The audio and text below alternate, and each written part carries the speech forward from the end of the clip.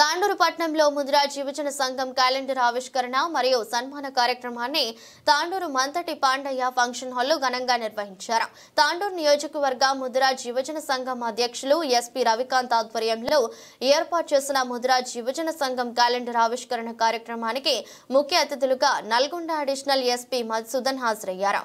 ఈ సందర్భంగా ఆయన మాట్లాడుతూ తెలంగాణలో ముదిరాజుల జనాభా అధిక శాతంలో ఉండగా విద్యావంతులలో అది కేవలం 1.5% పరిమితమైందని, తప్పకుండా ముదిరాజ్ సంఘం వారిని బీసీడీ కేటగిరీ నుండి ఏ కేటగిరీకు మార్చాలని, ముదిరాజులలో విద్యావంతులు పెరగాలని, అందుకే ప్రతి ఒక్కరూ చదువుకోవడం ఎంతో ఆవశ్యకత ఉందని, పై చదువులు చదివి ఉద్యోగాలను సాధించడం అలాగే రాజ్యాధికారంలో కూడా భాగస్వామ్యులుగా ఉండాలని, ముదిరాజుల ఐక్యత ప్రపంచానికి చాటి చెప్పాలని, మందలో ఒకటిగా కాకుండా వందలో ఒకటిగా జీవించాలని ఆకాంక్షించారు.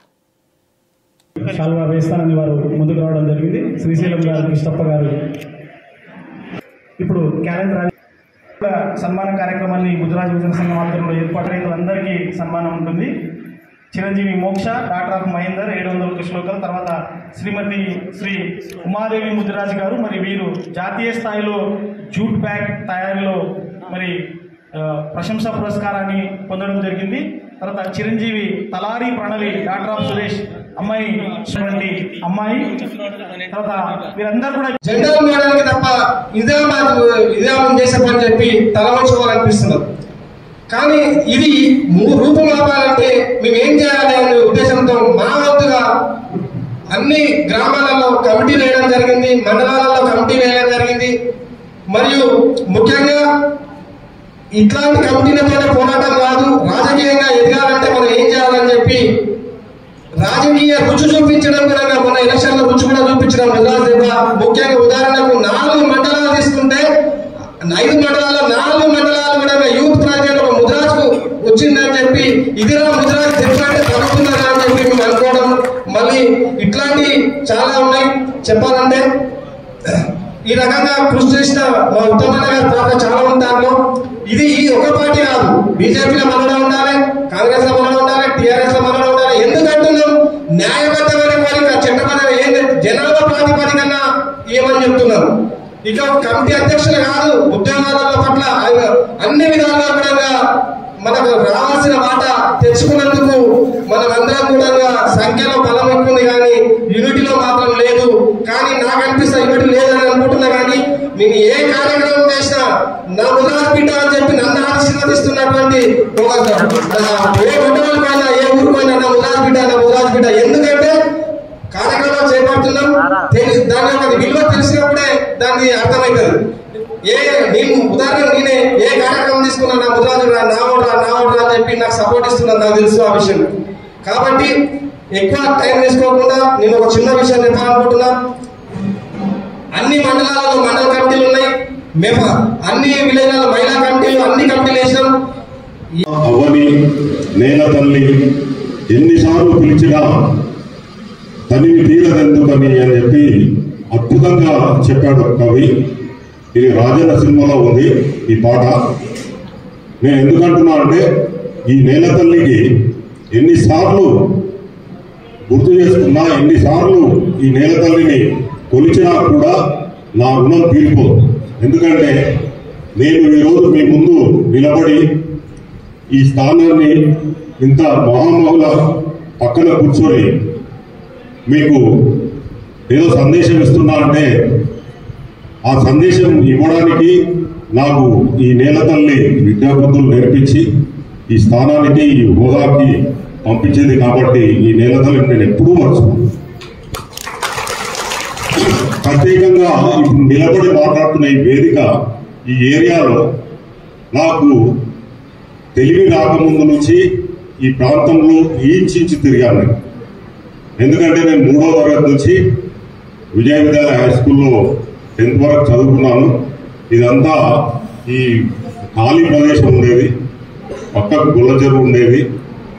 ఈ ప్రాంతం అంతా ఈ షావుకార్పేట, ఈ ప్రాంతం గుమాస్తనగర్, ఇదంతా కూడా నడుచుకుంటూ తిరిగేది.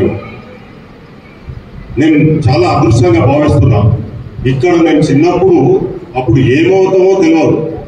అసలు మనం ఉద్యోగం వస్తుందా, మనకేమన్నా ఒక జీవితంలో ఒక లక్ష్యం సాధించగలుగుతామా అనే విషయాన్ని నాకు తెలియని రోజుల్లో తిరిగిన ప్రాంతంలో నేను ఈరోజు నిలబడి మాట్లాడుతుంటే నా అదృష్టంగా నేను భావిస్తున్నాను. అదేవిధంగా మన దేశం, ఈ రెండింటిని కూడా మనం మర్చిపోవద్దు. దేశం తర్వాత ఈ మన పుట్టిన గడ్డను ఎట్టి పరిస్థితుల్లో మర్చిపోవద్దు.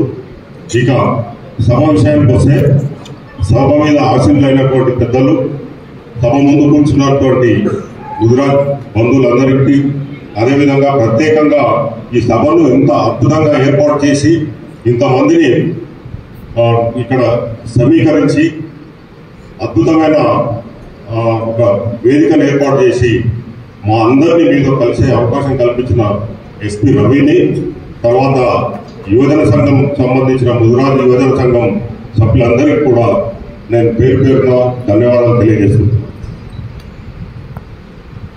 మనం ఆర్థికంగా విద్యాపరంగానే కానీ మనం ముందర లేము అని చెప్పి మందిని చూస్తుంటాం. మనకందరికీ కూడా అక్కడ తెలుసు. నేను ఎప్పుడు నమ్ముతా, అందరికీ కోపం ఉన్నది, ముదిరాజు అంటే కోపంలో వస్తాయి వాళ్ళకి ముక్కు మీదనే కోపం అంటే అదే కోపం అంటే ధర్మం రా నాయన అని చెప్తుంటది. ధర్మం అనేది కోపంతోనే ఉన్నది. మనం మంచి గురించి పోరాటం చేస్తున్నాం, మన ఆత్మలో మంచి గురించిదే కోపం వస్తుంది. మంచికి ఎందుకు కోపం వస్తుంది? తప్పు జరుగుతుంటేనే కదా కోపం వచ్చేది ఎవరికే కానీ, అన్యాయం జరుగుతుంటేనే కదా కోపం వచ్చేది ఎవరికే కానీ. అనవసరంగా ఏం కోపం రా, మన ధర్మం మన ఎదులో ఉన్నది, మంచితనం మన గుండెలో ఉన్నది. కాబట్టి దానిని మనం తీసుకొని ముందుకు పోతుంటే ఎవరైనా మనం భయపడాల్సిన అవసరం లేదు. మనకు భగవంతుడు గుండె ధైర్యం ఎక్కించుడు, మనం పుట్టిన గుండె ధైర్యం ఎక్కించుడు మనం. కాబట్టి మీకు అందరికీ నేను కోరేది కూడా మీకు అందరికి ఒకటే, ఐక్యమందిరం ఉండాల్సిన అవసరం ఎంతైనా ఉన్నది. కానీ దాన్ని కొంతమంది మనకు రెండు వర్గాలుగా ఏర్పరిచే కానీ ఇంకో వర్గంగా ఏర్పరిచి మనందరూ చేస్తుంటే ఇప్పుడు పిల్లలందరూ చదువుకున్నారు, అందరూ చదువుకున్నారు, అందరికీ తెలియని పరంగా వచ్చింది. మనము విడిపోవాల్సిన అవసరమే లేదు. మనం ఒక ఊరికి పోతున్నాం. ఏ ఊరికి పోతున్నాం? ముదిరాజ్ ఊరికి పోతున్నాం. మన డెస్టినేషన్ ఏంటి? ముదిరాజ్ ఊరు. నీ పోయినా ముదిరాజ్ ఊరే, నేను పోయినా ముదిరాజ్. ఆ ఊరికి చేరుకుంటే తప్పకుండా మనం రాజకీయంగానే కానీ ఇంకే విధంగానే కానీ తప్పకుండా మనం సక్సెస్ అవుతామని చెప్పి నేను నమ్ముతాను. నేను సక్సెస్ చేయాలనే ఉద్దేశంతోనే కొన్ని పోరాటం చేసుకుంటాను. నాకు ఒక అలవాటు ఉంది చిన్న ఉన్నప్పటి నుంచి. నాకు మాణికరావు గారు చెప్పి, మాణికరావు గారి దగ్గర నాకు అనుభవం ఉన్నది కాబట్టి నేను ఆయన చేతి కింద కొద్ది రోజులు పనిచేసిన, చంద్రమార చేతి కింద పనిచేసిన కాబట్టి వాళ్ళ స్టైల్ ఆఫ్ పని, వాళ్ళ పని వాళ్ళు ఎట్లయితే సక్సెస్ఫుల్ అవుతారో ఆ విధంగానే నేను కొన్ని నేర్చుకొని ఈ రోజు వరకు కూడా వాడుతున్నా. తప్పకుండా సక్సెస్ అవుతుంది. ఒకనొక చిన్న విషయం చెప్తా. ఫిషరీ చైర్మన్ అనేది మన తాండూరు ప్రాంతంలో కాదు, జిల్లా ప్రాంతంలో రంగారెడ్డి జిల్లా ఉన్నప్పుడు కూడా ఎప్పుడు మనకు రాలే. నాకు గోవా నుంచి ఎమ్మెల్యే గారు ఫోన్ చేసిండు, అన్నా ఇది